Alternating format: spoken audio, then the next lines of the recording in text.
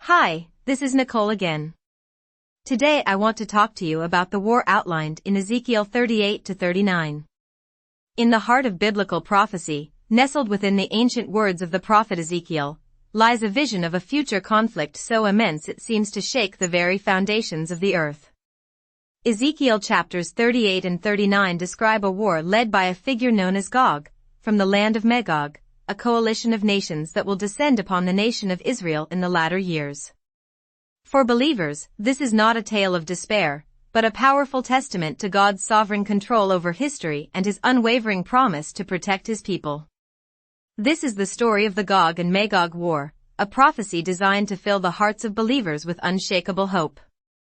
So, who are the entities involved in the invading coalition? God, through Ezekiel, leaves no room for ambiguity about the identity of the invading forces. He specifically names a 10-nation confederation that will rally against Israel. Relating these ancient names to their modern geographical equivalents reveals a coalition gathering primarily from the north and east of Israel. 1. Magog, the primary leader, Gog, is from this land. Anciently associated with peoples north of the Black Sea, Magog is widely linked with modern-day Russia and the former Soviet republics. 2. Meshech and Tubal. These were ancient kingdoms in Anatolia, also associated with areas in modern Turkey and parts of southern Russia. 3. Persia. This is one of the clearest identifications. Persia is the ancient name for modern-day Iran. 4. Ethiopia, or Kush. The Hebrew word Kush refers to the region south of Egypt, encompassing modern Sudan and parts of Ethiopia. 5. Libya, or Put. Located to the west of Egypt, Put corresponds to the nation we know today as Libya. 6. Gomer, often identified with the Sumerians, an ancient people who settled in central Anatolia. Gomer is associated with the region of modern Turkey. 7. Togarmah, a descendant of Gomer. Togarmah is also linked to the region of Armenia and eastern Turkey. 8. Beth Togarmah, mentioned alongside Togarmah, this reinforces the connection to the Armenian/Turkish highlands. 9. Sheba and Dedan, these two are often listed together. Located in the Arabian Peninsula, they are associated with the peoples of Saudi Arabia, Yemen, and possibly the Gulf states. Notably, they are mentioned as questioning the invasion rather than participating in it directly. Ezekiel 38 verse 13. 10. Many people with you. This final phrase indicates that the coalition is not strictly limited to these 9 named entities but will include other allies, forming a vast, overwhelming force. Who will be involved in this invasion? Ezekiel pinpoints the timing of this invasion as occurring in the latter years, Ezekiel 38 verse 8, and when God's people Israel are dwelling securely in their land, having been gathered from many nations. This suggests a time when Israel is at peace, perhaps feeling a false sense of security, making it a seemingly vulnerable target. The invasion will be a massive, coordinated assault. The prophecy describes the army coming like a storm, like a cloud covering the land, you and all your hordes and many people with you. Ezekiel 38 verse 9. They will invade from the north, a common historical route for conquering armies, and descend upon the mountains of Israel, which had long been a continual waste but are now inhabited. The motive for this invasion is twofold: greed and destruction. Gog and his allies will plot to plunder the plunder and seize the vast wealth of a restored and prosperous Israel. They will say, I will go up against the land of unwalled villages. I will fall upon the quiet people who dwell securely, all of them dwelling without walls, and having no bars or gates. Ezekiel 38 verse 11. They see an opportunity for easy conquest and riches, believing no one can stand against them. How will God intervene in this invasion? This is where the prophecy shifts from a tale of human warfare to a spectacular display of divine power.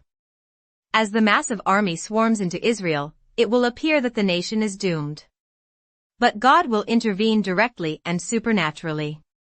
He declares, my wrath will be roused in my anger, and I will bring you against my land, that the nations may know me, when through you, O Gog, I vindicate my holiness before their eyes. Ezekiel 38 verses 18 and 16.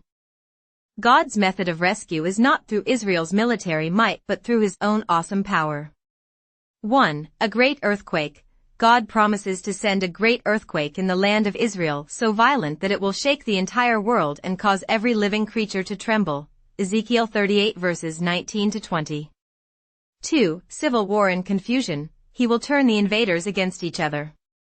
Every man's sword will be against his brother. Ezekiel 38 verse 21.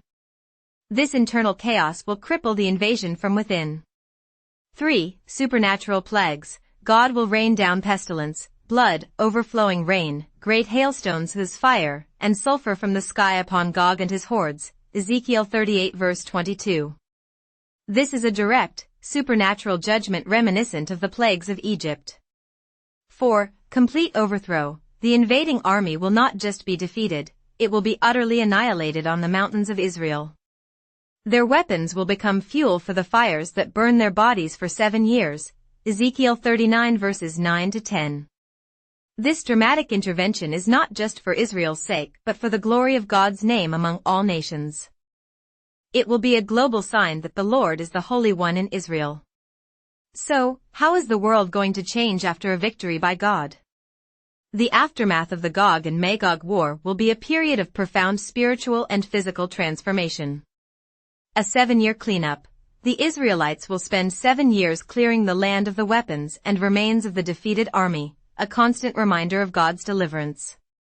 A 7-month burial. It will take 7 months for the people of Israel to bury the dead, a task so immense it will require the employment of full-time buriers. Ezekiel 39 verses 11 to 14. The valley where they are buried will be called the Valley of Ham and Gog, or the Valley of the Multitude of Gog. Global recognition of God. The most significant outcome is that the house of Israel shall know that I am the Lord their God. Ezekiel 39 verse 22. Furthermore, the nations shall know that the house of Israel went into captivity for their iniquity, because they dealt so treacherously with them. Ezekiel 39 verse 23. The world will finally understand God's justice and his covenant relationship with Israel. The outpouring of the Spirit. Following this victory, God promises to pour out his Spirit on the house of Israel. Ezekiel 39 verse 29, ushering in a time of national spiritual revival and restoration. For the Christian believer, the prophecy of Gog and Magog is a source of immense comfort and hope. It is a vivid reminder that no matter how dark the circumstances or how overwhelming the forces arrayed against God's people, he is always in control. Human plans, no matter how meticulously crafted, are subject to divine will. This prophecy assures us that God is not a distant, uninvolved deity. He is a covenant-keeping God who defends his name and protects his people with ferocious power. The coming invasion is not a threat to our faith but the very event that will showcase God's glory to the world. So, when we see the headlines and feel the tremors of global uncertainty, we can look to Ezekiel 38 to 39 and be filled with a profound peace. The battle belongs to the Lord, and his victory is already written. The God who rescued Israel from Gog and Magog is the same God who holds our lives in his hands, and his ultimate triumph is certain. I hope this helps you better understand this section of Scripture and how God will intervene in this situation. To watch more videos like this one, you can go to our website at nehemiahreset.org, to our rumble.com or youtube.com channels. We publish new videos weekly. You can also sign up to receive our weekly new video list by going to nehemiahreset.org/email and sign up for our weekly newsletter. To help our channel, please like and subscribe so that more people can see these important videos. Thanks for watching and have a great day. Are you looking for a limitless supply of insightful reads to expand your mind and transform your life? Look no further than Nehemiah Reset's ebook library, where knowledge meets inspiration at nehemiahreset.org ebook. Go there today to discover a wealth of valuable resources to help you on your personal and professional journey to build a biblical worldview. Learn more about the Bible and how culture is impacting your worldview. Again, the ebook library is located at nehemiahreset.org ebook. Hope to see you soon. My name is Andrew. I am one of the spokespersons for Nehemiah Reset. The prior video was sponsored by Nehemiah Reset, a 501 501(c)(3). Our mission is to assist Christians in developing a biblical worldview as it pertains to relevant cultural and biblical issues. We seek to inform Christ's followers, equip them, and mobilize them in action to vote for their biblical values and actively engage in our We are also committed to help Christians and non-believers to develop a better biblical view.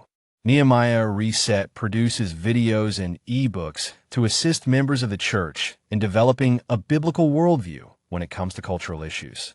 We produce videos on key topics like public school indoctrination, the woke agenda, sex education, equity and inclusion, climate change, immigration, religious freedom, and much, much more.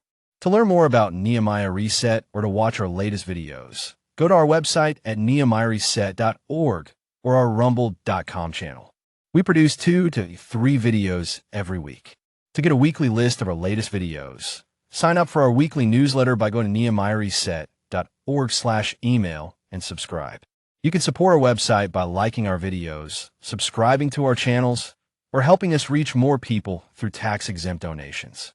Thanks for your help in growing God's kingdom and bringing more people to Christ. Thank you for your support and help. Come back again soon. Have a great day.